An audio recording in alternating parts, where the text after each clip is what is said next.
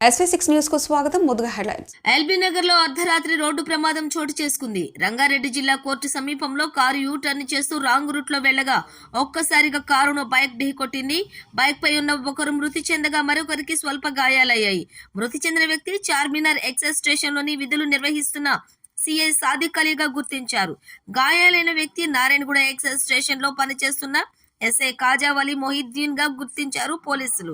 CI Sadiq Ali, SI Khajavali Mohinuddin మలక్పేట్లోని ప్రభుత్వ quarters లో ఉంటున్నారు. ఎల్బీ నగర్ లో ఓ ఫంక్షన్ కి వెళ్లి మలక్పేట్లోని క్వార్టర్స్ కి వెళ్తూ ఉండగా ఈ ప్రమాదం చోటు చేసుకుంది. ప్రమాదం జరిగిన వెంటనే కారును నడుపుతున్న వ్యక్తి కారును వదిలేసి పరారయ్యాడు. సిఐ సాదిక్ అలీకి 2 రోజుల క్రితం మెదక్కు ట్రాన్స్ఫర్ అయినట్లుగా సమాచారం అందిన వెంటనే పోలీసులు సంఘటనా స్థలానికి చేరుకున్నారు.